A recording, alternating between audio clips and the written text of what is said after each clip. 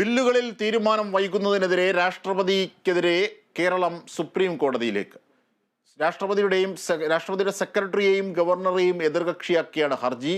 വിവരങ്ങളുമായി നിതിൻ പ്രഭാകരൻ ചേരുന്നു. നിതിൻ പ്രഭാകരൻ, കോൺസ്റ്റിറ്റ്യൂഷണലായി ചില പ്രിവിലേജുകൾ രാഷ്ട്രപതിക്കുണ്ട്. അതുകൊണ്ടാണോ ഈ സെക്രട്ടറിക്കും ഗവർണർക്കും എതിരായി നീങ്ങുന്നത്? എന്തൊക്കെയാണ് കേരളം പ്രധാനമായും ഈ ഹർജിയിൽ ആരോപിക്കുന്നത്? അജിംഷാദ്, അസാധാരണമായ ഒരു ഹർജിയാണ് സംസ്ഥാന സർക്കാരിൻ്റെ ഭാഗത്തുനിന്ന് ഇപ്പോൾ സുപ്രീം കോടതിയിൽ എത്തിയിരിക്കുന്നത്. സംസ്ഥാന നിയമസഭ പാസാക്കിയ ബില്ലുകൾ ഒപ്പിടുന്നത് വൈകുന്നു എന്ന് ചൂണ്ടിക്കാണിച്ചുകൊണ്ടാണ് രാഷ്ട്രപതിയുടെ സെക്രട്ടറിയെ എതിർകക്ഷിയായിക്കൊണ്ട് സംസ്ഥാന ഗവർണറെയും എതിർകക്ഷിയാക്കിക്കൊണ്ടുള്ള ഹർജിയുമായി ഇപ്പോൾ സംസ്ഥാന സർക്കാർ സുപ്രീം കോടതിയെ സമീപിച്ചിരിക്കുന്നത്. സംസ്ഥാന സർക്കാരിന് വേണ്ടി ചീഫ് സെക്രട്ടറിയും പേരാമ്പ്ര MLA TP രാമകൃഷ്ണനുമാണ് ഹർജി നൽകിയത് എന്നാണ് നമുക്ക് അറിയാൻ സാധിക്കുന്നത്. അതോടൊപ്പം പ്രധാനപ്പെട്ട ഒരു കാര്യമുള്ളത്, സംസ്ഥാന നിയമസഭ പാസാക്കിയ 7 ബില്ലുകളിൽ 4 എണ്ണത്തിൽ ഇപ്പോഴും രാഷ്ട്രപതി ഒരു അന്തിമ തീരുമാനം എടുത്തിട്ടില്ല. ലോകായുക്ത ബില്ലിൽ മാത്രമാണ് രാഷ്ട്രപതിയുടെ ഭാഗത്തു നിന്നും അനുകൂലമായ ഒരു തീരുമാനം ഉണ്ടായിരിക്കുന്നത്. ഗവർണറുടെ അധികാര പരിധി വെട്ടിക്കുറയ്ക്കുന്നത് ഉൾപ്പെടെയുള്ള കാര്യങ്ങളുമായി ബന്ധപ്പെട്ട ബില്ലുകൾ ഇപ്പോഴും വൈകിക്കുകയാണ്. ഇതാണ് സംസ്ഥാന സർക്കാരിനെ ചൊടിപ്പിച്ചത് എന്നാണ് നമുക്ക് അറിയാൻ സാധിക്കുന്നത്. നിയമവിദഗ്ധരുമായി കൂടിയാലോചിച്ച ശേഷമാണ് സംസ്ഥാന സർക്കാരിൻ്റെ ഭാഗത്തുനിന്നും ഇത്തരമൊരു അസാധാരണ നീക്കം നടന്നിരിക്കുന്നത്. എന്തായാലും രാജ്യത്തിൻ്റെ ചരിത്രത്തിൽ തന്നെ ഒരു അസാധാരണമായ സംഭവമാണ് സംസ്ഥാന സർക്കാരിൻ്റെ ഭാഗത്തുനിന്ന് ഇത്തരം ഒരു ഹർജി നൽകുന്നതിലൂടെ സുപ്രീം കോടതിയിൽ ഉണ്ടായിരിക്കുന്നത്. ഈ കേസ് പരിഗണിക്കുന്ന വേളയിൽ, അല്ലെങ്കിൽ ഈ ഹർജി പരിഗണിക്കുന്ന വേളയിൽ സുപ്രീം കോടതി ഇത് സംബന്ധിച്ച എന്ത് നിലപാട് സ്വീകരിക്കും എന്നാണ് നമ്മൾ ഉറ്റുനോക്കുന്ന ഒരു കാര്യം. അതായത് രാജ്യത്തെ ഏറ്റവും ഉന്നതമായ ഭരണഘടനാ സ്ഥാപനമാണ് രാഷ്ട്രപതി. ഇതിനെതിരായ പരാതി എന്ന് പറയുമ്പോൾ സുപ്രീം കോടതി ഈ പരാതിയിൽ എന്ത് നടപടിയായിരിക്കും സ്വീകരിക്കുക എന്നതാണ് കണ്ടറിയേണ്ട കാര്യം. എന്തായാലും രാഷ്ട്രപതിയുടെ സെക്രട്ടറിയെയും അതോടൊപ്പം തന്നെ സംസ്ഥാന ഗവർണറെയും എതിർകക്ഷികളാക്കിക്കൊണ്ടാണ് സംസ്ഥാന സർക്കാരിൻ്റെ ഭാഗത്തും ഇത്തരത്തിൽ ഒരു ഹർജി സുപ്രീം കോടതിയിൽ എത്തിയിരിക്കുന്നത്. നമുക്കറിയാൻ സാധിക്കുന്നത്, വ്യക്തമായ ധാരണയുടെ അടിസ്ഥാനത്തിൽ, അതായത് പാർട്ടി തലത്തിലും സർക്കാർ തലത്തിലും ചർച്ച ചെയ്തതിൻ്റെ അടിസ്ഥാനത്തിൽ നിയമവിദഗ്ധരുമായി കൂടിയാലോചിച്ച ശേഷമാണ് സംസ്ഥാന സർക്കാർ ഇത്തരമൊരു അസാധാരണ നീക്കത്തിലേക്ക് കടന്നത് എന്നാണ് അറിയാൻ സാധിക്കുന്നത്. അജിംഷാദ്, തീർച്ചയായും, അതായത് ഈ നിയമസഭ പാസാക്കിയ ബില്ലുകൾ അതായത് ഗവർണറുടെ അധികാരം കുറയ്ക്കുന്ന തരത്തിൽ, അതായത് ഗവർണറുടെ ഭരണഘടനാ പദവി എന്ന നിലയിലല്ല, ഗവർണർ ഇവിടെ ചാൻസലർ ആകുന്ന ഒരിക്കലും ഭരണഘടനാ സംബന്ധിയായി ബന്ധിതമായൊരു വിഷയമല്ല. അപ്പോൾ ഇവിടെ ഉള്ള ഒരു കീഴ്വഴക്കം മാത്രമാണ് സർവകലാശാലകളുടെ ചാൻസലറായി തുടരുന്നത്. അപ്പോൾ സർവകലാശാല ചാൻസലറുടെ പദവി അടക്കം ഗവർണറിൽ നിന്ന് മാറ്റാൻ കഴിയുന്ന യൂണിവേഴ്സിറ്റി ബില്ലുകൾ അടക്കമുള്ളവയാണ് ഈ നിയമസഭ പാസ്സാക്കിയതുള്ളത്. ആത്യന്തികമായി ജനാധിപത്യത്തിൻ്റെ ഏത് കോഡിലും വിജയിക്കുന്നത് ജനങ്ങളുമായി ബന്ധപ്പെട്ടതാണ്, ജനങ്ങളുടെ തീരുമാനമാണ്. അപ്പോൾ ജനപ്രതിനിധികൾ അല്ലെങ്കിൽ നിയമനിർമ്മാണ സഭ കൈക്കൊണ്ടതിനെ ബില്ലാക്കുക എന്ന ഇത് ഗവർണറുടെ ഒപ്പിന്മേലുള്ള ഒരു സാങ്കേതിക നടപടിക്രമമാണ്. അത് ചെയ്യാതിരിക്കുന്ന ഒരു ഘട്ടത്തിലാണ് ഇത് പ്രസിഡന്റിലേക്ക്, രാഷ്ട്രപതിയിലേക്ക് പോകുന്നത്. അവിടെ രാഷ്ട്രപതിയും ഇത്തരത്തിൽ രാഷ്ട്രീയം കളിച്ചാൽ കേരളത്തിന് സുപ്രീം കോടതിയിലല്ലാതെ പിന്നെ മറ്റു മാർഗങ്ങളില്ല പോകാൻ. അതാണ് ഇതിലെ പ്രധാനപ്പെട്ട ഒരു വശമായി, രാഷ്ട്രീയ വശമായി ഒരു പക്ഷേ LDFും സർക്കാരും എടുത്തു കാട്ടുക. എന്തൊക്കെയാണ് ഈ ഹർജിയിൽ പറയുന്നത്? അതായത് ഈ പ്രയർ എന്താണ് ആവശ്യങ്ങൾ സർക്കാരിൻ്റെ? തീർച്ചയായും അജിംഷാദ് സൂചിപ്പിച്ചതുപോലെ തന്നെ ഗവർണറുമായുള്ള സംസ്ഥാന സർക്കാരിൻ്റെ നേർക്കുനേർ ഏറ്റുമുട്ടലിന് കേരളം വേദിയായിട്ട് ഒരുപാട് കാലമായി. ആരിഫ് മുഹമ്മദ് ഖാനും ഇടതു സർക്കാരും തമ്മിൽ നിരന്തരം വിവിധ വിഷയങ്ങളിൽ കൊമ്പുകോർക്കുന്നത് നമ്മൾ കണ്ടതാണ്. ഏറ്റവും അവസാനം സർവകലാശാലയിലെ വൈസ് ചാൻസലർമാരുടെ നിയമനവുമായി ബന്ധപ്പെട്ട ഗവർണർ സ്വീകരിച്ച നിലപാടിനെതിരെ മുഖ്യമന്ത്രി തന്നെ നേരിട്ട് രംഗത്ത് വന്ന് ഗവർണറെ വിമർശിക്കുന്ന ഒരു സാഹചര്യമുണ്ടായിരുന്നു. ഇതിന് പിന്നാലെയാണ് നിയമസഭയിൽ ഇത്തരത്തിൽ ഒരു വലിയ നീക്കം സർക്കാരിൻ്റെ ഭാഗത്തുനിന്നും ഉണ്ടാകുന്നതും ഗവർണറുടെ അധികാര പരിധി വെട്ടിക്കുറയ്ക്കുന്നതുമായി ബന്ധപ്പെട്ട ഒരു ബില്ല് നിയമസഭ പാസ്സാക്കുകയും ചെയ്യുന്നത്. എന്നാൽ ഈ ബില്ല് ഗവർണറുടെ മുന്നിലേക്ക് എത്തിയപ്പോൾ ഗവർണർ സ്വാഭാവികമായും അതിൽ ഒപ്പിടാൻ മടിച്ചു. അതാണ് വീണ്ടും രാഷ്ട്രപതിയുടെ മുന്നിലേക്ക് എത്തിയിരിക്കുന്നത്. അജിംഷാദ് സൂചിപ്പിച്ചതുപോലെ രാഷ്ട്രപതി ഇക്കാര്യത്തിൽ രാഷ്ട്രീയ നീക്കം നടത്തുന്നുണ്ടോ, അല്ലെങ്കിൽ രാഷ്ട്രീയ കളികൾ നടത്തുന്നുണ്ടോ എന്നൊരു സംശയം സംസ്ഥാന സർക്കാരിനുണ്ട്. അതിൻ്റെ ഭാഗമായി തന്നെയാണ് സംസ്ഥാന സർക്കാർ ഇതുമായി ബന്ധപ്പെട്ട മുഴുവൻ നിയമപ്രശ്നങ്ങളും, അല്ലെങ്കിൽ ഇതുമായി ബന്ധപ്പെട്ട എല്ലാ പ്രശ്നങ്ങളും ചർച്ച ചെയ്ത് രാജ്യത്തെ തന്നെ വിവിധ നിയമ വിദഗ്ധരുമായി ചർച്ച ചെയ്താണ് ഈ സുപ്രീം കോടതിയെ സമീപിച്ചത് എന്നാണ് നമുക്ക് അറിയാൻ സാധിക്കുന്നത്. സ്വാഭാവികമായും ഗവർണറുമായി ബന്ധപ്പെട്ട ഒരു വിഷയം തന്നെയാണ് സംസ്ഥാന സർക്കാരിനെ ഏറെ ചൊടിപ്പിച്ചിരിക്കുന്നത്. കാരണം ഗവർണറും സർക്കാരും തമ്മിൽ നല്ല രസത്തിലല്ല ഏറെക്കാലമായി മുന്നോട്ട് പോകുന്നത്. മറ്റ് മിൽമയുമായി ബന്ധപ്പെട്ട ഒരു ബില്ല്, ഇത്തരത്തിൽ 7 ബില്ലുകളാണ് ഈ ഗവർണർ ഒപ്പിടാതെ തിരിച്ചയക്കുന്നതും ഇത് രാഷ്ട്രപതിയുടെ മുന്നിലേക്ക് എത്തുകയും ചെയ്തത്. ഇതിൽ 4 ഇപ്പോഴും രാഷ്ട്രപതി ഇതിൽ ഒരു അന്തിമ തീരുമാനം എടുത്തിട്ടില്ല. ഗവർണർ ഒപ്പിടാതെ അയച്ച ലോകായുക്ത ബില്ലിൽ മാത്രമാണ് സംസ്ഥാന സർക്കാരിന് ആശ്വാസകരമാവുന്ന ഒരു നടപടി രാഷ്ട്രപതിയുടെ ഭാഗത്തുനിന്നും ഉണ്ടായിരുന്നത്. എന്നാൽ ഇതിന് പിന്നാലെയാണ് അസാധാരണമായൊരു നീക്കവുമായി സംസ്ഥാന സർക്കാർ സുപ്രീം കോടതിയിലേക്ക് എത്തിയിരിക്കുന്നത്. ഞാൻ നേരത്തെ പറഞ്ഞതുപോലെ സംസ്ഥാന സർക്കാരിന് വേണ്ടി ചീഫ് സെക്രട്ടറിയും അതോടൊപ്പം തന്നെ പേരാമ്പ്ര MLA കഴിഞ്ഞ 1ാം പിണറായി സർക്കാരിലെ എക്സൈസ് വകുപ്പ് മന്ത്രിയായിരുന്ന TP രാമകൃഷ്ണനുമാണ് ഈ ഹർജി നൽകിയത്. രാഷ്ട്രപതിയെ നേരിട്ട് കക്ഷി ചേർക്കാതെ രാഷ്ട്രപതിയുടെ സെക്രട്ടറിയെയും സംസ്ഥാന ഗവർണർ ആരിഫ് മുഹമ്മദ് ഖാനുമാണ് എതിർകക്ഷികളായി ഈ ഹർജിയിൽ ഉള്ളത്. ഇത് തന്നെയാണ് അസാധാരണ നീക്കമായി വിലയിരുത്തപ്പെടുകയും ചെയ്യുന്നത്. ഞാൻ നേരത്തെ നമ്മൾ പറഞ്ഞതുപോലെ തന്നെ അജിംഷാദ് സൂചിപ്പിച്ചു, സംസ്ഥാന സർക്കാരിന് മറ്റ് വഴികളില്ല. ഒരുപക്ഷെ രാഷ്ട്രപതി രാഷ്ട്രീയം കളിക്കുകയാണെങ്കിൽ രാജ്യത്തെ പരമോന്നത കോടതിയായ ഇപ്പോൾ നമ്മോടൊപ്പം നിയമവിദഗ്ധൻ കൂടിയായ ശ്രീ സെബാസ്റ്റ്യൻ പോൾ നമ്മോടൊപ്പം ചേരുകയാണ്. ശ്രീ സെബാസ്റ്റ്യൻ പോൾ, ഈ കേരളത്തിന്റെ ഇത്തരം നീക്കം കോൺസ്റ്റിറ്റ്യൂഷണലി, അതായത് ഭരണഘടനാ സംബന്ധിയായി നിലനിൽക്കുന്നതാണോ? ഈ പ്രസിഡന്റിനെതിരെ അങ്ങനെ നീങ്ങാനാകുമോ? എന്തൊക്കെയാണ് ഇതിന്റെ മറ്റു വശങ്ങൾ? ഇവിടെ ഒരു ഉദാഹരണം ചൂണ്ടിക്കാണിക്കാനില്ലാത്ത സാഹചര്യം ഉണ്ടായിരിക്കുകയാണ്. ഇത്തരം ഒരു സന്ദർഭം ഇതിനു മുമ്പ് ഉണ്ടായിട്ടില്ല. നമുക്ക് ആകെ ചൂണ്ടിക്കാണിക്കാൻ കഴിയുന്നത് ബൊമ്മെ കേസ് മാത്രമാണ്. കേന്ദ്ര സർക്കാരിന് നിയമസഭ പിരിച്ചുവിട്ടതിനെതിരെ ബൊമ്മെ സുപ്രീം കോടതിയിൽ പോയത് രാഷ്ട്രപതിക്കെതിരെ. ഇവിടെ രാഷ്ട്രപതിക്കെതിരെ കേസ് കൊടുക്കരുത് എന്ന് ഭരണഘടന പറയുന്നില്ല. രാഷ്ട്രപതിക്കെതിരെ ക്രിമിനൽ കേസ് ഉണ്ടാകാൻ പാടില്ല എന്ന് പറയുന്നുണ്ട്. ഇത് ആ വിഭാഗത്തിൽ പെടുന്നതല്ല.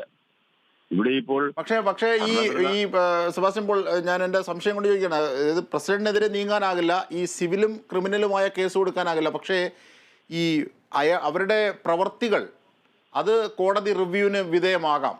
കാരണം ഇവിടെ ഒരു ഒമിഷൻ അല്ലെങ്കിൽ ഒരു പ്രവൃത്തി അല്ലെങ്കിൽ ഒരു നിരാസം, ഇത് രണ്ടും ഒരു പ്രവൃത്തിയായി തന്നെ കാണാമല്ലോ നിയമത്തിന്റെ കണ്ണിൽ. അപ്പോൾ അത് ഒരു കോടതിയുടെ റിവ്യൂവിന് അത് വിധേയമാക്കാം കോൺസ്റ്റിറ്റ്യൂഷണലി തന്നെ എന്നാണ് എൻ്റെ ഒരു അറിവ്.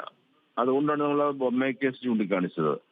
അവിടെ അത് വാസ്തവത്തിൽ രാഷ്ട്രപതി എന്ന വ്യക്തിക്കെതിരെയല്ല, രാഷ്ട്രപതിക്കെതിരെയുമല്ല, രാഷ്ട്രപതിയുടെ ഓഫീസിന് എതിരെയാണ് ഈ കേസ് പോകുന്നത്. അതെ. അപ്പോൾ അതല്ലാതെ മറ്റൊരു മാർഗവും ഒരു റിലീഫും ഭരണഘടന പറയുന്നതുമില്ല. ഒരു സംസ്ഥാന നിയമസഭ ഒരു ബില്ല് പാസ്സാക്കുന്നു, അതിന് ഗവർണർ അനുമതി നൽകുന്നില്ല. ഗവർണർ സുപ്രീം കോടതിയിൽ പോയിട്ട് പോലും കിട്ടിയില്ല. ഗവർണർ ആകെ ചെയ്തത് എന്താണ്? രാഷ്ട്രപതി അയക്കുന്നു. രാഷ്ട്രപതി ഒന്നും ചെയ്യുന്നില്ല. അപ്പൊ അങ്ങനെ വരുമ്പോൾ വേറെ ഒരു മാർഗവും ഇല്ല. വേറെ ഒന്നും ഒരിടത്തും പറഞ്ഞിട്ടില്ല. അതാണ് അതിനകത്ത് ഏറ്റവും വലിയ പ്രധാനപ്പെട്ട ഒരു വശം. ഉയർന്ന രാഷ്ട്രീയം എന്ന് പറയുന്നത് അതാണ്. കാരണം ജനാധിപത്യത്തിന്റെ ഏത് തുലാസിൽ വെച്ച് അളന്നാലും ജനങ്ങളാണ് മുന്നിട്ട് നിൽക്കേണ്ടത്. അങ്ങനെയാണെങ്കിൽ ജനപ്രതിനിധികൾ രൂപപ്പെടുത്തുന്ന നിയമനിർമ്മാണ സഭ രൂപപ്പെടുത്തുന്ന നിയമത്തിൽ സാങ്കേതികത കൊണ്ട് മാത്രം ഒപ്പിട്ട് പാസ്സാകുന്ന ഒരു വശമാണ് പ്രസിഡന്റിനോ ഗവർണർക്കോ ഉള്ളത്. അത് രാഷ്ട്രീയം കളിച്ചില്ലാതാക്കിയാൽ പിന്നെ ഈ ഒരു ജനകീയ ഭരണകൂടം എന്ത് തരത്തിൽ നീങ്ങും എന്നൊരു ചോദ്യം ബാക്കിയാകുന്നു, അല്ലേ ശ്രീ സെബാസ്റ്റ്യൻ പോൾ? തീർച്ചയായും അതോടെ നമ്മുടെ ഫെഡറൽ സ്ട്രക്ചർ തകർന്നു പോകുന്നു. പാർലമെന്ററി ജനാധിപത്യം പ്രവർത്തിക്കാതെ വരുന്നു. അത് വലിയ ബുദ്ധിമുട്ടുള്ള കാരണം നിയമസഭ പ്രവർത്തിക്കാതെ, ബില്ല് പാസ്സാക്കാതെ ഒരു ഗവൺമെന്റിനും പ്രവർത്തിക്കാൻ കഴിയില്ല. ഒരു സാഹചര്യം ഉണ്ടായിരിക്കുകയാണ്. അപ്പോൾ അവിടെ തീർച്ചയായും അത് ചോദ്യം ചെയ്യുന്നതിന് സുപ്രീം കോടതി അല്ലാതെ മറ്റൊരു വേദി, ഒരു ഫോറം നമുക്കില്ല. അതുകൊണ്ട് സുപ്രീം കോടതിയിൽ അതിൽ വളരെ പ്രധാനപ്പെട്ട ഒരു കേസായി മാറാൻ പോവുകയാണ്. കാരണം ഇതുവരെ ഇത് ഉണ്ടായിട്ടില്ലെങ്കിലും നമ്മളിപ്പോൾ കേശവാനന്ദ ഭാരതി എന്നൊക്കെ പറയുന്നത് പോലെ വളരെ പ്രധാനപ്പെട്ട ഇനി അങ്ങോട്ട് നിരവധി കേസുകളിൽ ഉദാഹരിക്കാവുന്ന ഒരു കേസ്, ഒരു പ്രസിഡന്റായി മാറാം. പക്ഷേ ഇത് മറ്റൊരു വശത്തിലേക്ക് പോയാൽ ഇപ്പോ ഈ വിഷയത്തിൽ കോടതിയുടെ നിലപാട് ആ അർത്ഥത്തിൽ ഇപ്പൊ അനുകൂലമോ പ്രതികൂലമോ ആവാം, പിന്നെ നമുക്കൊരു സാധ്യതയില്ല. ഇല്ല. ഇതൊരു പ്രതിസന്ധിയാണിത്. അവിടെ എന്ത് ചെയ്യണമെന്നുള്ളത് ആലോചിക്കേണ്ടത് പാർലമെന്റാണ്. അത് അപ്പോൾ മറ്റൊരു തലത്തിലേക്ക് കാര്യങ്ങൾ മാറുകയാണ്. ഭരണഘടന അമെൻഡ് ചെയ്യണമോ, എന്തെങ്കിലും വ്യവസ്ഥ കൂട്ടിച്ചേർക്കണമോ? അന്ന് ഇതൊക്കെ ഭരണഘടന തയ്യാറാക്കിയവർ ഇതിലോട്ടൊന്നും പോകാതിരുന്നത് അന്തസ്സുള്ള വ്യക്തികൾ ഈ സ്ഥാനങ്ങളിൽ വരും എന്ന പ്രതീക്ഷ അതാണ് അത് തന്നെ പറഞ്ഞിട്ടുണ്ട്. എല്ലാം എഴുതി വെക്കേണ്ട ആവശ്യമില്ല. അത് രാഷ്ട്രപതി ആയാലും പ്രധാനമന്ത്രി ആയാലും ഗവർണർമാരായാലും മുഖ്യമന്ത്രി ആയാലും അന്തസ്സുള്ള ഭരണഘടന എന്ത് എന്നറിയാവുന്ന ആ കോൺസ്റ്റിറ്റ്യൂഷനിലെ ഒരു സ്പിരിറ്റ് ഉൾക്കൊള്ളുന്നവരായിരിക്കും ആ പദവികളിലേക്ക് വരുന്നത്. അവരോട് നമ്മൾ എല്ലാം മുൻകൂട്ടി എഴുതി പറഞ്ഞു കൊടുക്കേണ്ട, എഴുതി പഠിപ്പിക്കേണ്ട കാര്യമില്ല. പക്ഷെ അത് തെറ്റുന്നു, നമ്മുടെ പ്രതീക്ഷകൾ തെറ്റുന്നു. 75 വർഷം കഴിയുമ്പോൾ നമുക്ക് പലതരത്തിലുള്ള വ്യക്തികൾ വരുന്നു. അതൊക്കെ നമ്മൾ കാണുന്നുണ്ട്. ഇപ്പോൾ വ്യക്തികളുടെ സ്വഭാവം ഇപ്പൊ ഗവർണർ എന്ന് പറഞ്ഞാൽ കേരളത്തിൽ മാത്രമല്ലല്ലോ, നിരവധി സംസ്ഥാനങ്ങളിലെ ഗവർണർമാർ ഏകദേശം ഒരേപോലെ പെരുമാറുകയാണ്. അപ്പൊ അതൊക്കെ വരുമ്പോൾ നമ്മൾ കരുതിയിരുന്ന ആ ഒരു അവസ്ഥ അതിൽ നിന്ന് മാറ്റം വരുന്നു. ഇപ്പോൾ ബ്രിട്ടനിൽ ഒന്നും എഴുതി വെച്ചിട്ടില്ലല്ലോ, പക്ഷെ അവർ കാര്യങ്ങൾ ഭംഗിയായി കൊണ്ടുപോകുന്നില്ല. പക്ഷെ നമുക്കത് സാധിക്കാതെ. പക്ഷെ അങ്ങനെ ഒരു കോൺസ്റ്റിറ്റ്യൂഷണൽ മൊറാലിറ്റി ഇവിടെ ഇല്ല. മുമ്പൊരു പ്രമാദമായ കേസിലെ വിധിയിൽ അവസാനം കോടതിക്ക് പറയേണ്ടി വരുന്നു ഈ കോൺസ്റ്റിറ്റ്യൂഷണൽ മൊറാലിറ്റിയെ കുറിച്ച്. ഓർമ്മയില്ലേ ശബരിമല കേസിൽ? അപ്പോൾ അങ്ങനെ ഒരു കാലത്താണ് ഇത്തരത്തിലുള്ള പ്രതിസന്ധികൾ രൂപപ്പെടുന്നത്. അതെ, പ്രതിസന്ധികൾ ഉണ്ടാകുമ്പോൾ അതിന് പരിഹാരവും കാണേണ്ടി വരും. നമുക്ക് അതിനുള്ള ഒരു വഴിയാണ് ഇപ്പോഴും തുറന്നിരിക്കുന്നത്. ഇവിടെ ചില ഇടത് പാർട്ടികളൊക്കെ പറഞ്ഞിരുന്നു ഈ ഗവർണർ സ്ഥാനം തന്നെ ഒരു കൊളോണിയൽ ഹാങ് ഓവറിന്റെ ഭാഗമാണ്, അത് ആവശ്യമില്ലെന്ന്. അങ്ങനെയൊക്കെ ചിന്തിക്കുന്നതിലേക്ക് കാര്യങ്ങൾ എത്തുകയാണെന്ന് തോന്നുന്നു. എത്തുകയാണ്. ഗവർണർ പദവി വേണ്ട എന്ന് പറയാൻ എളുപ്പമാണ്, പക്ഷേ ഗവർണർ ഇല്ലാതെ ചില കാര്യങ്ങൾ മുന്നോട്ട് പോവുകയുമില്ല. തീർച്ചയായും കേരളത്തിൻ്റെ ഇത്തരത്തിലൊരു നീക്കത്തെക്കുറിച്ചാണ് മാധ്യമ നിരീക്ഷണം, ഒരു നിയമ പരിപ്രേക്ഷ്യത്തിലെ നിരീക്ഷണം ശ്രീ സെബാസ്റ്റ്യൻ പോൾ കേരള വിഷൻ ന്യൂസിനോട് പങ്കുവച്ചത്. എന്തായാലും നിതിൻ പ്രഭാകരനിലേക്ക് വന്നാൽ, നിതിൻ പ്രഭാകരൻ, അതായത് കേരളം അത്തരത്തിൽ ഇത്തരം ആവശ്യങ്ങളുമായി ബന്ധപ്പെട്ടാണ് മുമ്പോട്ട് പോയിരിക്കുന്നത്. ഇവിടെ പ്രധാനപ്പെട്ടൊരു വശം പ്രസിഡന്റിന് എതിരെയാണ് നീങ്ങിയിരിക്കുന്നത്. പക്ഷേ എങ്കിൽ പോലും ഓഫീസിൽ പ്രസിഡന്റിൻ്റെ ഓഫീസ് സെക്രട്ടറിക്കും പിന്നീട് ഗവർണർക്കുമെതിരെയാണ് ഹർജി പോയിരിക്കുന്നത്, അല്ലേ? അങ്ങനെയാണ് അതിൻ്റെ സാങ്കേതിക വശം, അല്ലേ? തീർച്ചയായും. അതായത് രാഷ്ട്രപതിയെ നേരിട്ട് ഈ കേസിനകത്ത് കക്ഷി ചേർക്കാതെ രാഷ്ട്രപതിയുടെ സെക്രട്ടറിക്കും സംസ്ഥാന ഗവർണർ ആരിഫ് മുഹമ്മദ് ഖാനെയും എതിർകക്ഷികളാക്കിക്കൊണ്ടാണ് സംസ്ഥാന സർക്കാരിന്റെ ഹർജി. ശ്രീ തിരുവഞ്ചൂർ രാധാകൃഷ്ണൻ കൂടി നമ്മോടൊപ്പം ചേരുകയാണ്. ശ്രീ തിരുവഞ്ചൂർ രാധാകൃഷ്ണൻ, കേരളത്തിന്റെ ഈ നീക്കത്തെ എങ്ങനെയാണ് കാണുന്നത്? ഞാൻ ചോദ്യം മുഴുവൻ കേട്ടില്ല. അതായത് ഈ ബില്ലുകൾ പാസ്സാക്കാതെ പിടിച്ചു വച്ചിരിക്കുന്ന പ്രസിഡന്റിന്റെ നടപടിക്കെതിരെ കേരളം സുപ്രീം കോടതിയിലേക്ക് പോയിരിക്കുന്നു, സുപ്രീം കോടതിയിൽ ഹർജി നൽകിയിരിക്കുന്നു. ഇതിനെ എങ്ങനെ കാണുന്നു രാഷ്ട്രീയമായി? സ്വാഭാവികമായിട്ടും ഗവർണർക്ക് ഒപ്പിടാൻ കഴിയുന്നത് ഗവർണർ ഒപ്പിടേണ്ടത്. എന്നാൽ ഗവർണർക്ക് ഒപ്പിടാൻ കഴിയാതെ ഗവൺമെന്റ് ഓഫ് ഇന്ത്യയുടെ പ്രസിഡന്റ് ഓഫ് ഇന്ത്യയുടെ അസൻസ് കിട്ടേണ്ടതാണെങ്കിൽ അങ്ങോട്ട് അയക്കുക എന്നുള്ളതാണ് ചെയ്യുന്നത്. ഞാനിപ്പോ മനസ്സിലാക്കിയിട്ടുള്ളത് ഗവർണർ ഒപ്പിടേണ്ട ചില കാര്യങ്ങൾ ചെയ്തില്ല, അത് ഒപ്പിട്ട് കൊടുക്കുന്നതിന് വേണ്ടി കോടതിയുടെ ഒരു ഡയറക്ഷൻ വന്നു. എന്നാൽ ഗവർണർ ഇപ്പോഴും ഒപ്പിടാതെ ഇരിക്കുന്ന പല ബില്ലുകളും ഗവർണർക്ക് അതിലൊന്നും ചെയ്യാൻ കഴിയില്ല. കാരണം ആ പ്രസിഡന്റ് ഓഫ് ഇന്ത്യയുടെ അസന്റ് കിട്ടേണ്ടതാണ്. സാധാരണഗതിയിൽ ബില്ല് അയച്ചു കൊടുക്കുന്നത് ഹോം മിനിസ്ട്രിക്കാണ്. ആ ഹോം മിനിസ്ട്രിയിൽ നിന്ന് തന്നെ കൺസേൺഡ് ആയിട്ടുള്ള ഡിപ്പാർട്ട്മെന്റിൽ അത് ചെല്ലും. അത് പരിശോധിച്ചതിന് ശേഷം ലോ ഡിപ്പാർട്ട്മെന്റ് ഒരു അഭിപ്രായം സഹിതമായിരിക്കാം പ്രസിഡന്റ് ഓഫ് ഇന്ത്യക്ക് കൊടുക്കുക. ആ പ്രോസസ് അവിടെ പൂർത്തിയായി എന്ന് ഒരിക്കൽ മാത്രമേ പ്രസിഡന്റ് ഓഫ് ഇന്ത്യയുടെ അംഗീകാരത്തിന് അയച്ച ഒരു ബില്ല് അവിടെ ഒപ്പിട്ട് കിട്ടിയിട്ടുണ്ട്. അല്ല, തീർച്ചയായും അത് അങ്ങനെ നടക്കും. അങ്ങനെ ശരിയാണോ? കാരണം നിയമനിർമ്മാണ സഭയിൽ ജനങ്ങൾ തിരഞ്ഞെടുത്ത പ്രതിനിധികൾ നിയമനിർമ്മാണ സഭയിലൂടെ പാസ്സാക്കുന്ന ബില്ലിൽ ഒപ്പിടുക എന്ന് പറയുന്ന സാങ്കേതികത്വം ഗവർണറും പ്രസിഡന്റും ചെയ്തില്ലെങ്കിൽ ആ നിയമം പാസ്സാകില്ല. അതിന്റെ അർത്ഥം ജനങ്ങളെ വെല്ലുവിളിക്കുന്നു എന്നല്ലേ? ഇവിടെ നമ്മൾ സങ്കുചിതമായ രാഷ്ട്രീയം കാണാൻ പാടുണ്ടോ ശ്രീ തിരുവഞ്ചൂർ? അധികാരമില്ലാത്ത സ്ഥലത്ത് ഒരു നിയമം പാസ്സാക്കി അയക്കുന്നത് ഇപ്പോൾ ആലോചിക്കേണ്ട കാര്യമാണ്. നമ്മുടെ ഭരണഘടന അനുസരിച്ച് state list, central list, concurrent list, ഇങ്ങനെ 3 വിധത്തിലുള്ള വകുപ്പുകളാണുള്ളത്. അതിൽ സ്റ്റേറ്റ് ലിസ്റ്റിലുള്ള ഒരു സബ്ജക്റ്റിനെ സംബന്ധിച്ച് സംസ്ഥാനത്തെ നിയമസഭയ്ക്ക് അത് മാറ്റം വരുത്തുവാനും അല്ലെങ്കിൽ ആ നിയമസഭയ്ക്ക് ബില്ല് പാസ്സാക്കാനുള്ള അധികാരമുണ്ട്. മറ്റ് 2 കാര്യത്തിൽ ഗവൺമെന്റ് ഓഫ് ഇന്ത്യയുടെ അംഗീകാരം കിട്ടിയേ മതിയാവും. ഇപ്പൊ തടഞ്ഞു വെച്ചിരിക്കുന്ന പല ബില്ലുകളും ഗവൺമെന്റ് ഓഫ് ഇന്ത്യയുടെ അധികാരത്തിൽ ഇരുന്നിട്ടും അത് മനസ്സിലായിരുന്നിട്ടും അത് വകവയ്ക്കാതെ കേരള നിയമസഭ ബില്ല് അവതരിപ്പിച്ച് അത് ഇൻഫ്രക്ചസ് ആണ്, ഒരിക്കലും ഇത് ചെയ്യാത്തതാണ് നിയമസഭ. അല്ല, ഇപ്പൊ ഉദാഹരണത്തിന് ഈ ചാൻസലറായിരിക്കുക, ഇപ്പൊ ഗവർണർ എന്ന് പറയുന്ന ഒരു ഭരണഘടനാ പദവിയാണ്. പക്ഷേ ചാൻസലറായിരിക്കുക എന്ന് പറയുന്ന ഭരണഘടനാ പദവി അല്ലല്ലോ, അത് ഭരണഘടന നിർബന്ധിക്കുന്ന ഒന്നല്ല. അപ്പോൾ അതിലേക്ക് കടന്നു കയറുന്നത് എങ്ങനെയാണ് സ്റ്റേറ്റിന്റെ പരിധി വിടുന്നത് ശ്രീ തിരുവഞ്ചൂർ? അല്ലല്ല, എഡ്യൂക്കേഷൻ എന്ന് പറയുന്ന കൺകറന്റ് ലിസ്റ്റിൽപ്പെട്ടതാണ്. ഭരണഘടനയുടെ കൺകറന്റ് ലിസ്റ്റിലാണ് എഡ്യൂക്കേഷൻ നിൽക്കുന്നത്. ആ എഡ്യൂക്കേഷനകത്ത് സ്വാഭാവികമായിട്ടും സെൻട്രൽ ആക്ടുകൾ എന്തെങ്കിലുമൊക്കെ ഉണ്ടാകാൻ സാധ്യതയുണ്ട്. അങ്ങനെയുള്ള ഒരു കാര്യത്തിനകത്ത് ഒരു സ്റ്റേറ്റ് ലെജിസ്ലേച്ചറിന് നിയമം പാസ്സാക്കാൻ അധികാരമില്ല. ഇനി അഥവാ അവരൊരു നിയമം അവരുടെ ഒരു ഒപ്പീനിയൻ എന്നുള്ള നിലയിൽ പാസ്സാക്കുകയാണെങ്കിൽ അത് പ്രസിഡന്റ് ഓഫ് ഇന്ത്യയുടെ അംഗീകാരത്തിൽ അയക്കണം. ഇനിയിപ്പോ യൂണിവേഴ്സിറ്റിയുടെ കാര്യത്തിലാണെന്ന് വരികിൽ അതിൽ അംഗീകാരം കിട്ടിയേ മതിയാകൂ. കാരണം അല്ല, അപ്പൊ ഇന്ത്യയിലെ മറ്റ് സംസ്ഥാനങ്ങൾ ചാൻസലർ പദവി ഒഴിവാക്കിയ മറ്റ് സംസ്ഥാനങ്ങളില്ലേ? അതും അവിടെയും കൺകറന്റ് ലിസ്റ്റിലാണല്ലോ വരുന്നത് വിദ്യാഭ്യാസം. അല്ലല്ല, ഏത് മാറ്റിയാലും ശരി, ഭരണഘടന മാറാത്തിടത്തോളം കാലം ഞാൻ ഈ പറഞ്ഞ നിയമത്തിന് എനിക്ക് മാറ്റം വരുത്താൻ കഴിയില്ല. അപ്പൊ മറ്റ് സംസ്ഥാനങ്ങൾ അവരുടെ ഗവർണർമാരെ ചാൻസലർ പദവിയിൽ നിന്ന് മാറ്റിയത് ചോദ്യം ചെയ്യപ്പെടാനാകുമോ? അല്ല, അത് ഏത് രൂപത്തിൽ ഓരോ കാര്യത്തിലും ഒരു പ്രത്യേക കാരണങ്ങൾ ഉണ്ടാകാം. എന്തെങ്കിലും ഒരു പ്രത്യേക കാരണം നോക്കാതെ ജനറലൈസ് ചെയ്ത് പറയാൻ കഴിയില്ല. ഞാൻ ചോദിക്കുന്നതിപ്പോ സ്വാഭാവികമായിട്ടും ലോകായുക്ത, എന്റെ അറിവ് ശരിയാണെങ്കിൽ പഞ്ചാബിലും, എന്റെ അറിവ് ശരിയാണെങ്കിൽ ശ്രീ തിരുവഞ്ചൂർ, പഞ്ചാബില് ഈ ഗവർണർക്ക് ചാൻസലർ പദവി ഇല്ല എന്നാണ് തോന്നുന്നത്. തമിഴ്നാടും അത്തരത്തിലൊരു നീക്കം ചെയ്തു, എന്റെ അറിവ് ശരിയാണെങ്കിൽ. ഏറ്റവും കൂടുതൽ ഗവർണർക്ക് ചാൻസലർ പദവി കൊടുക്കണമെന്നുള്ളത് ഒരിടത്തും പറയുന്നില്ല. പക്ഷെ ഒരിക്കലും ഈ ലെജിസ്ലേച്ചർ പാസ്സാക്കിയ നിയമമാണത്. എന്നിട്ട് കൺകറന്റ് ലിസ്റ്റ് അതൊരു കീഴ്വഴക്കമാണല്ലോ. അപ്പോ കോൺസ്റ്റിറ്റ്യൂഷണലി അത് ബ്രേക്ക് ആവുന്നില്ലല്ലോ. കൺകറന്റ് ലിസ്റ്റിന് കീഴ്വഴക്കത്തിന്റെ പ്രശ്നമില്ല, നിയമത്തിന്റെ പ്രശ്നം മാത്രമേ ഉള്ളൂ.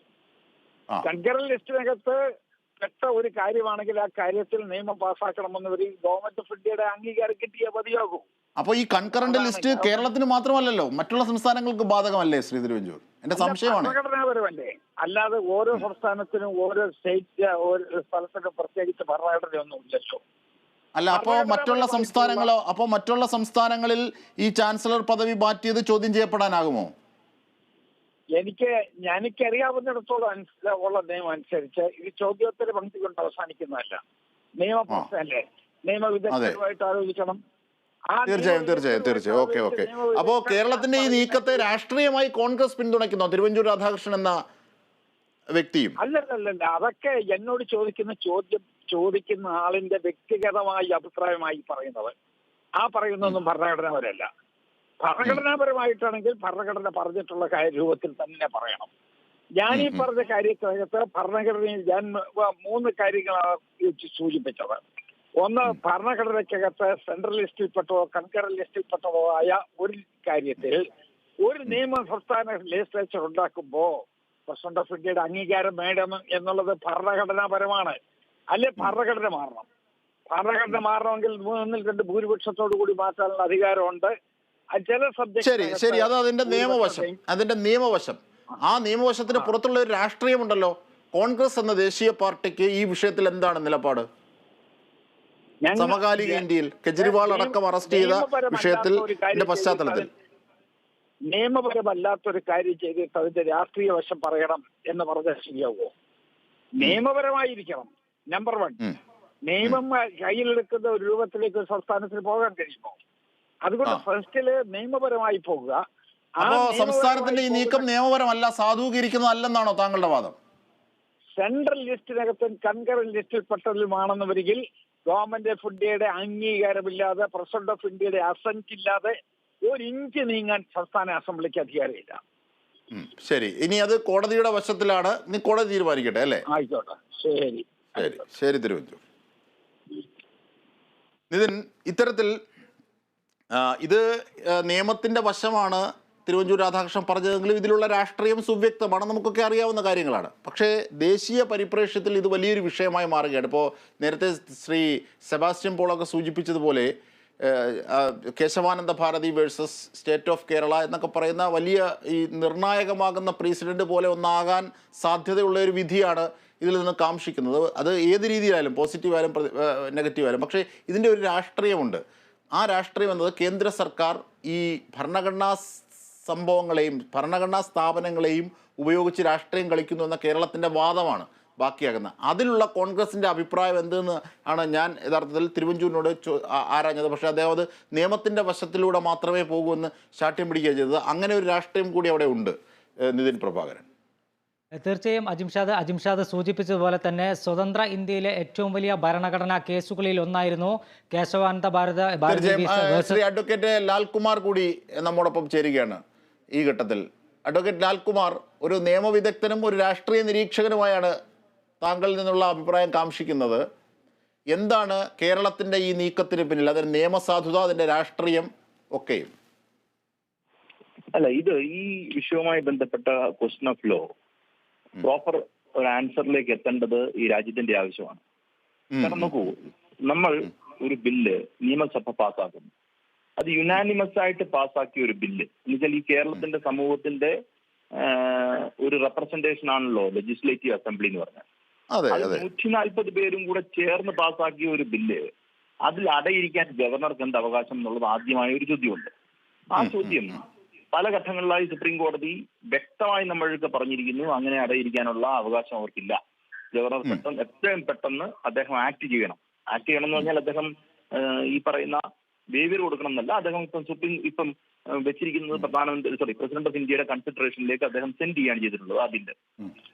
ഇത് സ്റ്റേറ്റ് ലിസ്റ്റിൽ വരുന്നതും അല്ലെങ്കിൽ യൂണിയനെ ബാധിക്കാത്തതുമായ വിഷയങ്ങൾ ഇവിടെ ബില്ലിനെ ഡിഫീറ്റ് ചെയ്യണം എന്നുള്ള ലക്ഷ്യത്തോടുകൂടി മാത്രം പ്രസിഡന്റ് ഓഫ് ഇന്ത്യക്ക് സെൻഡ് ചെയ്യുന്ന ഒരു പരിപാടിയാണ് യഥാർത്ഥത്തിൽ ആരിഫ് മുഹമ്മദ് ഖാൻ ചെയ്തത്. ആരിഫ് മുഹമ്മദ് ഖാൻ ഒരിക്കലും ചെയ്യാൻ പാടില്ലാത്ത, കോൺസ്റ്റിറ്റ്യൂഷനലി ചെയ്യാൻ പാടില്ലാത്ത ഒരു കാര്യമാണ്. കാര്യം അദ്ദേഹത്തിന്റെ വർക്ക് എന്താണെന്ന് അദ്ദേഹത്തിന് കൃത്യമായി അറിയണം. അദ്ദേഹം ചെയ്തെന്താ, സുപ്രീം കോടതിയുടെ ഭാഗത്തുനിന്ന് നിങ്ങൾ എന്തുകൊണ്ട് ഇതിൽ അടയിരിക്കുന്നു എന്നുള്ള ചോദ്യം വന്നപ്പം അദ്ദേഹം ഈ ഗോൾ പോസ്റ്റ് മാറ്റി നേരെ കൊണ്ട് പ്രസിഡന്റിന്റെ അടുക്കിലേക്ക് വെച്ചു. അങ്ങനെ വെക്കാൻ പാടില്ല എന്നുള്ളത് സുപ്രീം കോടതിയുടെ ഭാഗത്തുനിന്ന് ക്ലിയർലി ഒരു ഗൈഡ് ലൈൻസ് ഉണ്ടാകേണ്ടതായിട്ടുണ്ട്. കാരണം ഏതൊക്കെ ബില്ലുകൾ കേന്ദ്രത്തിന്റെ കൺസിഡറേഷനിലേക്ക് വെക്കാം. പ്രസിഡന്റ് എന്ന് പറഞ്ഞു കഴിഞ്ഞാൽ അൾട്ടിമേറ്റ്ലി കേന്ദ്രമാണ്. കാര്യം president shall work under the aid and advice of the council of ministers എന്നാണ് നമ്മൾ പറയുക. അതിനെ ഒന്നുമില്ല പ്രസിഡന്റിന്. അങ്ങനെ ഇരിക്കെ ഓരോ ബില്ലുകൾ, ഇപ്പൊ നാളെ കൊണ്ടുവരുന്ന ഓരോ ബില്ലുകളും നമ്മൾ സംസ്ഥാന സർക്കാർ അല്ലെങ്കിൽ നിയമസഭ പാസ്സാക്കുന്ന ഓരോ ബില്ലുകളും ആരിഫ് മുഹമ്മദ് ഖാന് ഇവിടുത്തെ സർക്കാരിനോടും ഇവിടുത്തെ നിയമസഭയോടും താല്പര്യക്കുറവുള്ളത് കൊണ്ട് എന്നാൽ എല്ലാം പ്രസിഡന്റ് കണ്ടേക്കട്ടെ എന്ന് പറഞ്ഞൊരു നയം എടുത്തു കഴിഞ്ഞാൽ ഇവിടെ പാർലമെന്ററി അല്ലെങ്കിൽ ലെജിസ്ലേറ്റീവ് പാരാലിസിസ് ഉണ്ടാവും. ആ ലെജിസ്ലേറ്റീവ് പാരാലിസിസ് ഉണ്ടാകുക എന്ന് പറയുന്നത് ഒരു ജനാധിപത്യത്തിൽ ഏറ്റവും മോശമായ കാര്യമാണ്. ഈ പവർ ഓഫ് സെപ്പറേഷൻ തന്നെ വെച്ചിരിക്കുന്നത് ഈ സൗകര്യത്തിന് കൂടി വേണ്ടിയിട്ടാണ് അല്ലേ? അതെ. നിങ്ങൾ ഇതിനകത്ത് ഏറ്റവും വലിയൊരു കാര്യം, നിങ്ങൾക്ക് നിയമം ഉണ്ടാക്കാൻ പറ്റിയില്ല എങ്കിൽ ആ നിയമത്തിനെ അടിസ്ഥാനപ്പെടുത്തി മാത്രമേ ഒരു എക്സിക്യൂട്ടീവിന് ആക്ട് ചെയ്യാൻ പറ്റൂ. അങ്ങനെ എക്സിക്യൂട്ടീവിനെ എംപവർ ചെയ്യുന്ന ഒരു പ്രോസസ്സാണ് നിയമം എന്ന് പറയുന്ന, നിയമനിർമ്മാണം എന്ന് പറയുന്നത്.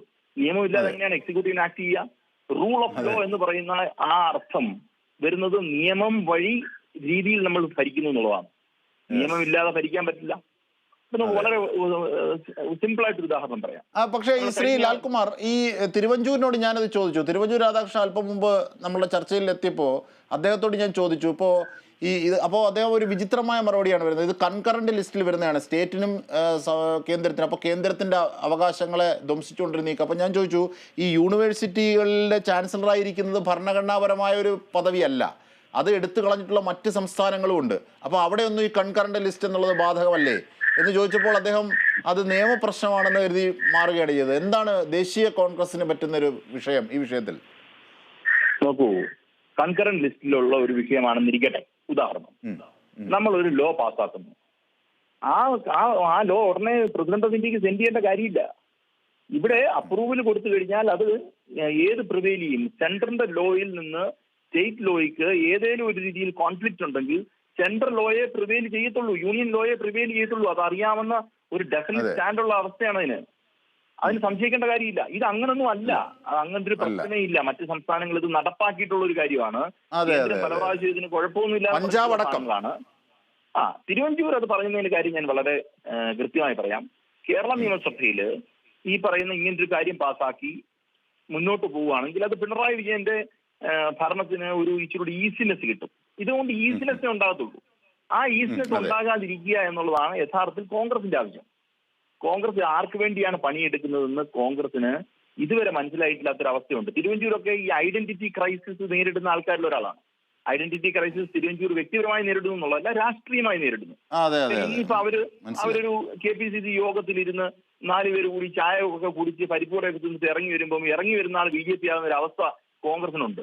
അപ്പം അങ്ങനെ പോകുന്നതിന് അവർക്ക് മടിയുമില്ല. ഒരു ഒരു ഒരു ഒരു ഒരു രാഷ്ട്രീയ പ്രസ്ഥാനത്തിൽ വിശ്വസിച്ചിട്ട് അതിൽ നിന്ന് എല്ലാം നേടിക്കഴിഞ്ഞ് പിറ്റേ ദിവസം ചായ കുടിച്ച് വെളിയിലിറങ്ങുമ്പോൾ BJP ആകുന്നതിന് മടിയില്ലാതെങ്കിൽ അതിന്റെ അർത്ഥം അവർക്ക് രാഷ്ട്രീയമായി ബാക്ക് ബോൺ ഇല്ലാത്തൊരവസ്ഥയാണ്. ആ ബാക്ക് ബോൺ ഇല്ലാത്ത അവസ്ഥ കോൺഗ്രസ്സുകാർക്ക് മൊത്തത്തിലുണ്ട്. അതിന്റെ ഒരു പ്രതിഫലനം മാത്രമായിട്ട് ഞാൻ എന്നെ കണക്കാക്കുന്നുണ്ട്. നിങ്ങളൊരു വിഷയം നിങ്ങളുടെ മുന്നിലേക്ക് വന്നാൽ, ഒരു ചോദ്യമായി നിങ്ങളുടെ മുന്നിലേക്ക് വന്നാൽ, നിങ്ങൾ അതിന് മറുപടി കൊടുക്കേണ്ടത്, നിങ്ങളും അതിൽ വിശ്വസിക്കുന്നത് ഒബ്ജക്റ്റീവ്ലിയാണ് മറുപടി കൊടുക്കേണ്ടത്. അല്ലാതെ നിങ്ങൾക്ക് ഇവിടെ VD സതീശനും തിരുവഞ്ചൂരിന് അടുത്ത പ്രാവശ്യം ആഭ്യന്തരമന്ത്രി ഇങ്ങനെ സപ്പോർട്ട് ചെയ്യാൻ നടക്കുമോ എന്നുള്ള രീതിയിൽ നിങ്ങൾ പറഞ്ഞാണ് കോൺഗ്രസ് എന്ന് പറയുന്ന പാർട്ടി ഈ നാട്ടിൽ മുടിഞ്ഞത്, ഈ രാജ്യത്ത് മുടിഞ്ഞത്. അങ്ങനെ തന്നെ ഞാൻ പറയുക, അതിന് ഒരു സംശയവും വേണ്ട കാര്യത്തിൽ. കാര്യം ഇന്നലെ അരവിന്ദ് കെജ്രിവാളിനെ അറസ്റ്റ് ചെയ്തതുമായി ഞാനത് ഒരു ഇച്ചിരി കയറ്റി രാഷ്ട്രീയം പറയാം. അല്ല, ഞാനത് ചോദിച്ചു. അരവിന്ദ് കെജ്രിവാളിന്റെ സമകാലിക യാഥാർത്ഥ്യത്തിന്റെ പശ്ചാത്തലത്തിൽ വേണം നിരീക്ഷണമെന്ന് തിരുവഞ്ചൂരിനോട് ഞാൻ ചോദിച്ചു. അരവിന്ദ് കെജ്രിവാളിനെ അറസ്റ്റ് ചെയ്തതുമായി ബന്ധപ്പെട്ട് നോക്കൂ, അറസ്റ്റ് ചെയ്ത ED എന്തുകൊണ്ട് പിണറായി വിജയനെ അറസ്റ്റ് ചെയ്യുന്നില്ല എന്നാണ് കോൺഗ്രസ്സുകാർ ചോദിക്കുന്നത്. അപ്പം ഈ തെരഞ്ഞെടുക്കപ്പെട്ട ഒരു സർക്കാരിന്റെ തലവനെ, കേരളത്തിന്റെ ജനത തെരഞ്ഞെടുത്ത ഒരു സർക്കാരിന്റെ തലവനെ അറസ്റ്റ് ചെയ്തുകൊണ്ട് അകത്ത് പോകുന്നത് കാണാനിരിക്കുകയാണ് കോൺഗ്രസ്സുകാർ. ഇത് അറസ്റ്റ് ചെയ്തുകൊണ്ട് പോയാൽ ഇവിടെ എന്തായിരിക്കും നടക്കുക എന്നുള്ളതിനെ കുറിച്ച്, അതിന്റെ കോൺസിക്വൻസിനെ കുറിച്ച് 1% അറിയാമെങ്കിൽ ഈ മണ്ടത്തരം എഴുന്നള്ളിക്കുമോ ഇവര്? അവരെ സംബന്ധിച്ചോളം നമ്മൾ പറഞ്ഞ ആര് മുടിഞ്ഞാലും വേണ്ടിയല്ല, അവർക്ക് മന്ത്രിയാകണം, മുഖ്യമന്ത്രിയാകണം. ഈ സമൂഹത്തിൽ എന്ത് സംഭവിക്കുന്നു എന്നുള്ളതൊന്നും വിഷയമില്ല. ഞാൻ ഉറപ്പിച്ച് പറയുന്നു, ഏതേലും ഭാഗത്ത് ഏതേലും രീതിയിൽ ഈ പറയുന്ന സർക്കാരിൽ നിന്ന് അധികാരം, തെരഞ്ഞെടുക്കപ്പെട്ട സർക്കാരിൽ നിന്ന് അധികാരം പോകുന്ന ഒരു സാഹചര്യം ഉണ്ടെങ്കിൽ, കേന്ദ്രം പ്രസിഡന്റ് റൂൾ പ്രഖ്യാപിക്കുന്ന ഒരു അവസ്ഥ ഉണ്ടെങ്കിൽ, അതൊന്നും ഉണ്ടാകുന്ന പ്രശ്നമില്ല, അതൊക്കെ വിടുക. ഞാൻ എക്സാജറേറ്റ് ചെയ്ത് പറയുകയാണ്. അങ്ങനത്തെ സംഭവം ഉണ്ടാകുകയാണെങ്കിൽ ഇവിടുത്തെ കോൺഗ്രസ്സുകാരെ വിലക്ക് ചന്തയ്ക്ക് അകത്ത് വെച്ച് കോൺഗ്രസ്സുകാരെ നേരെയായിട്ട് BJP മേടിക്കും. ഒരു മടിയില്ല, ഈ കോൺഗ്രസ്സുകാർ പോയി നിൽക്കുകയും ചെയ്യും, വാങ്ങിക്കുകയും ചെയ്യും. ശരി, വ്യക്തമാണ്, സമഗ്രമാണ്. സമയപരിമിതി ഉള്ളതുകൊണ്ടാണ് ഇടപെടുന്നത്. ശ്രീ ലാൽകുമാർ, അഡ്വക്കേറ്റ് ലാൽകുമാറാണ് പ്രതികരിച്ചത്. എന്തായിരുന്നാലും കേരളം സുപ്രീം കോടതിയിലേക്ക് നീങ്ങുന്നു. പ്രസിഡന്റ് ഓഫ് ഇന്ത്യയുടെ നീക്കത്തിൽ ഉള്ള പ്രതിഷേധം തന്നെയാണ് ഹർജിയിൽ പ്രതിഫലിക്കുന്നത്. ഗവർണറുടെ രാഷ്ട്രപതിയുടെ സെക്രട്ടറിയെയും ഗവർണറെയും എതിർകക്ഷിയാക്കിയാണ് കേരളത്തിൻ്റെ നീക്കം. ഇതിൻ്റെ വിവരങ്ങളും വിശദാംശങ്ങളുമാണ് നിതിൻ പ്രഭാകരൻ നൽകിയത്. പ്രതികരണങ്ങളാണ് തിരുവഞ്ചൂർ രാധാകൃഷ്ണൻ, സെബാസ്റ്റ്യൻ പോളും അഡ്വക്കേറ്റ് ലാൽകുമാറും നൽകിയത്. ഇനി കാണാം നാട്ടിൽ ഇതുവരെ.